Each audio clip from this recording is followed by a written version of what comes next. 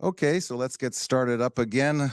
Uh, do a little recap of yesterday that my team put together of 5 points. Um, so we're calling this "Where AI Meets Reality," and regulation keeps an eye on it. So the first point from yesterday is that AI is transforming governance, but it's not a magic wand.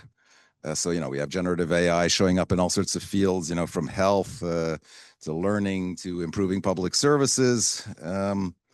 But as a lot of people were saying, this enthusiasm comes with a healthy dose of caution. And there's one thing which stands out, and that's that context, context, context. Sort of like real estate. The three key things in real estate is location, location, location. Well, here it's context, context, context. So AI trained on one culture. Cultural context isn't going to necessarily work in another. And in some sense, it's more than adoption. It's not an adoption case. It's adaptation.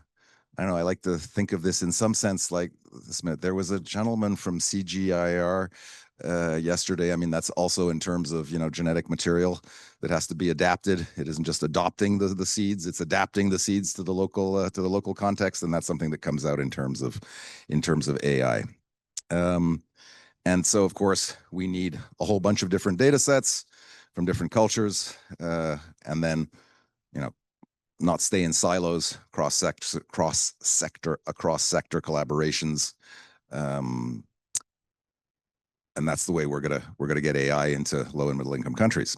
Second point: innovation is great, scaling is harder. That's, I think, is a fairly clear point. Just because you have, and that was like the first session yesterday with our friends from UNICEF with the Mel Toolbox. The whole problem is taking a good idea and then getting it up to scale. This is something that happens all over the place in all sorts of fields, but it's certainly true with AI. Third point: digital finance. So there was a lot of discussion yesterday of digital money, which does change how people save, borrow, remit, etc. But the rub here is inclusion. One of the themes of the conference. So we have to protect users. We have to promote their financial health and their financial literacy. And this is something that always comes up in development. I've been in this rodeo long enough. The whole problem is having regulation keep up with innovation. Again, I'm old enough to remember depending upon your political perspective, either the great old days or the dark old days of Ronald Reagan and Margaret Thatcher, when we were privatizing everywhere. And I remember living in Brazil in those days in '96 when they privatized the whole telephone system.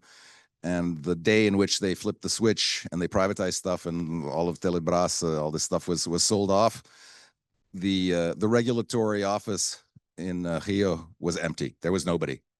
And then surprisingly enough, 6 months later, several $100 million fines came down because, of course, if you put a fox in a chicken coop, you will see feathers fly.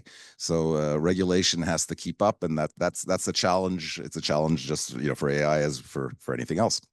The other thing, fourth point, is that technology should meet people where they are, and not the other way around. The tech has to be designed for real people. I know I see this actually with my 12-year-old son in terms of games. The gaming people have understood this with 12-year-olds. They certainly get addicted to this stuff. But we have to design stuff for real people, real context, real needs. And just because it's flashy doesn't necessarily, well, for 12-year-olds, flashy is good. But just because it's flashy doesn't mean that it's necessarily good. For it to be transformative, it has to be useful. Again, I think health is a very nice example of this. Despite the fact that obviously we have all these issues using AI for diagnoses, problems of type 1 and type 2 error, you see that's a leitmotif for me. For those of you who were in the ORD session the day before yesterday. And then finally, fifth, trust. Okay, trust. It's trust which turns the tools into transformation. And that takes legal frameworks, it takes accountability, it takes transparency. And believe it or not, we need lawyers, right? And so sometimes, people, will start yawning when we talk about lawyers, but the legal framework, it's the institution stupid type thing, right? It's sort of the Daron Ashimoglu type argument. But here it's really to build trust with these technologies. We need the legal system to follow along, and trust is what's going to get people to actually use these systems. In summary, huge potential. That's what we were seeing yesterday in all the variant, both in the plenaries and in the parallel sessions. The potential is there, but we need to combine innovation with responsibility, ambition with inclusion, and technology with trust. That's my team's take on yesterday's festivities. I guess now we can start off with the first plenary.